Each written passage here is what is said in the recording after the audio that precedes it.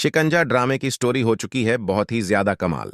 अब राशिद के साथ साथ रानी भी बेनकाब हो जाएगी, क्योंकि राशिद तो चीख चीख कर सबके सामने कह देता है कि उसने फिजा को अगवा नहीं किया, बल्कि यह सब कुछ रानी ने उससे करवाया है। रानी जो कि फिजा से नफरत करती थी, उसे छुटकारा हासिल करना चाहती थी, इसीलिए तो उसने राशिद को इस्तेमाल किया और फिजा को रास्ते से हटाने की कोशिश की। और यह हकीकत भी है। लेकिन रानी इन सारी बातों से मुफ्तर रह गई है और वो कहती है कि राशिद झूठ बोल रहा है, जबकि जारुन अपनी बहन रानी की फितरत से अच्छी तरह से वाकिफ है। वो जानता है कि जो कुछ भी राशिद कह रहा है ना, तो वह सारा सच है और ना ही झूठ। रानी ने उसे बेशक ऐसा कुछ करवाया हो, लेकिन राशिद इतना भी मासूम नहीं था कि वो रानी की बातों में आकर इतना बड़ा कदम उठा लेता। राशिद को गिरफ्तार करके पुलिस ले जाती है। इस तरह फिजा की दुआएं आखिरकार रंग ले ही आती हैं, क्योंकि वो राशिद से शादी नहीं करना चाहती थी। अपने भाई की मोहब्बत में फर्माबरदारी में उसने खामोशी तो इख्तियार कर ली, लेकिन अब साकिब की बातों में आकर वो शादी को तैयार भी हो बैठी थी।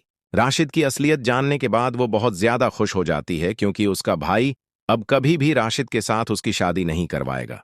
वो यह भी अच्छी तरह से जानती है कि रानी कोई मनगढ़ंत कहानी बनाकर साकिब को तो अपनी तरफ माइल कर सकती है, लेकिन हकीकत को नहीं झुठला सकती। ये बात फिजा भी अच्छी तरह से समझ सकती है कि राशिद इतना बड़ा झूठ यूं ही तो नहीं बोल सकता। जरूर इस सब में कहीं ना कहीं रानी का हाल जरूर है।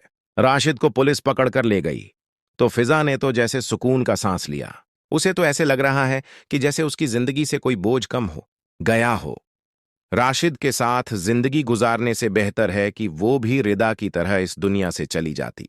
अब सवाल यह पैदा होता है कि क्या इतना सब कुछ होने के बाद अपनी बीवी को साकिब माफ कर पाएगा? वह बीवी जिस पर वह आंखें बंद करके भरोसा करता है, वो बीवी जो उसके हर दुख सुख में उसे अपने साथ खड़ी नजर आती थी। लेकिन अब जब उसे पता चलेगा कि अपनी ही बीवी उसके दुख की वजह है, तो उस पर शायद गम का पहाड़ ही टूट पड़े, क्योंकि वह जानता है कि जिस रानी को वो इतना अच्छा समझ रहा था वो हकीकत में अच्छी नहीं है। राशिद को तो पुलिस पकड़ कर ले गई, लेकिन रानी एक बार फिर से रोना पीटना शुरू कर देती है और कहती है कि यह राशिद कितना मक्कार है, नमक हराम है।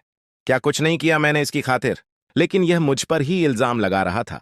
तब साकिब कहता है कि रानी मुझे तुम्हारी समझ नहीं आती, तभी तो तुम यह कह रही होती कि राशिद बहुत अच्छा इंसान है। वो बदल चुका है। आज तुम्हें राशिद बुरा लग रहा है क्योंकि उसने तुम पर इल्जाम लगाया है। कल जब तुम उसके साथ मेरी बहन का रिश्ता जोड़ने की कोशिश कर रही थी, तब तो तुम्हें राशिद बहुत अच्छा लग रहा था। तब रानी कहती है कि मुझे क्या मालूम था कि वो मक्कार इस हद तक चला जाएगा।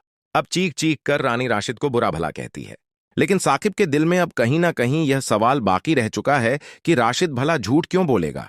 लेकिन वो रानी से इतनी मोहब्बत करता है कि रानी के बारे में कुछ गलत सोच भी नहीं सकता। फिजा रोते हुए अपने कमरे में चली जाती है तो रानी एक बार फिर से राशिद की वजह से खुद को बेगुनाह साबित करने की कोशिश करती है।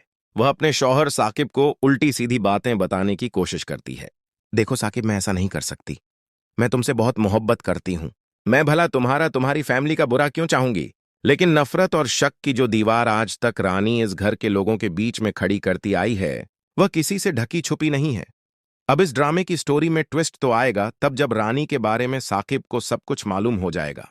वो जो साकिब उस पर भरोसा करता है आंखें बंद करके, वह बहुत जल्द अपनी असलियत को पहुंच जाएगी और यह बात साकिब को भी पता चल जाएगी कि उसकी बहनों के साथ आज तक जो कुछ भी हुआ, कहीं ना कहीं इस सब के साथ रानी का ही कनेक्शन था। रानी ही इस घर की बर्बादी की वजह बनी। रानी ही उस घर से यहां तक साकिब को बर्बाद करने वाली है। उसकी फूफों के घर से लेकर यहां तक जो कुछ भी उसके साथ हुआ, यह सब कुछ रानी की वजह से हुआ।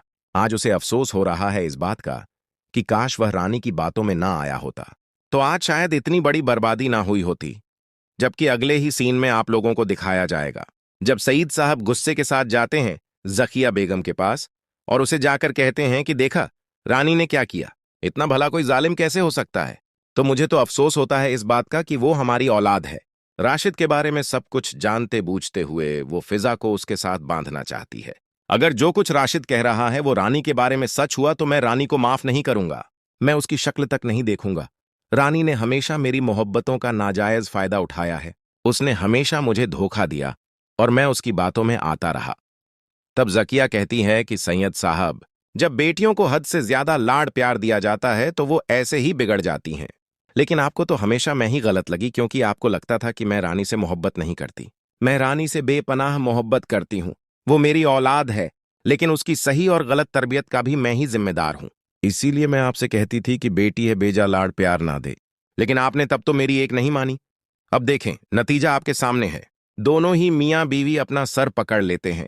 कितना बहुत प्यार और लाड से पाला था उन्होंने रानी को, लेकिन आज उन्हें अफसोस हो रहा है कि एक रानी औरत होकर दूसरी औरत की जिंदगी बर्बाद करने में किस हद तक काम करती रही, और उन लोगों को खबर ही नहीं हो सकी, क्योंकि रानी उनकी अपनी थी। वह रानी पर तो कभी शक ही नहीं कर सकती। हमेशा हर बार उन्होंने फिजा को ही कटहरे में खड़ा किया। अब असलियत जानने के बाद उन्हें अपनी करनी पर अफसोस हो रहा है, लेकिन अब अफसोस